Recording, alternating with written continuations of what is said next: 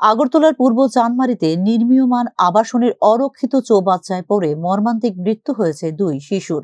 সোমবার ঘটনাস্থল সরজমিনে পরিদর্শন করতে যান বিরোধী দলনেতা জিতেন্দ্র চৌধুরী। এক্ষেত্রে সংশ্লিষ্ট পরিবারটিকে আর্থিক সহযোগিতার জন্য সরকারের দৃষ্টি আকর্ষণ করেন বিরোধী দলনেতা জিতেন্দ্র চৌধুরী। এখানে যারা কনস্ট্রাকশন করছে, আবাসন বানাচ্ছে, তারা এখানে একটা চৌবাচ্চা খুঁড়েছে, এটা অরক্ষিত ছিল। দুটো বাচ্চা এখানে এসে হয়তো বা খেলতে এসছে বা অন্য কোনো কারণে এখানে এই চৌবাচ্চায় পড়ে মারা গেছে।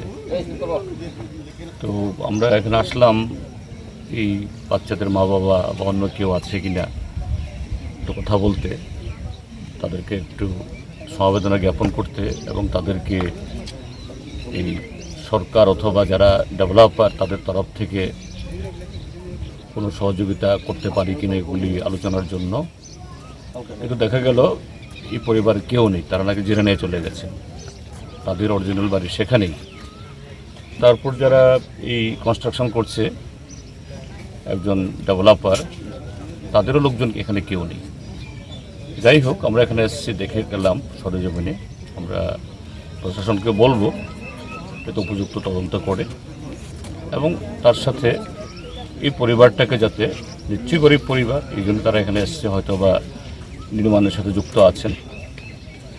এটা সরকারের নিয়ম আছে ডিজাস্টার এই ফান্ড থেকে এই সহযোগিতা করার জন্য, এবং ডেভেলপারের তরফ থেকেও যাতে সহযোগিতা করে, এটা আমরা খোঁজখবর করে আমাদের পার্টির তরফ থেকে আমি ব্যক্তিগতভাবে নিজে এই চেষ্টা আমরা করব।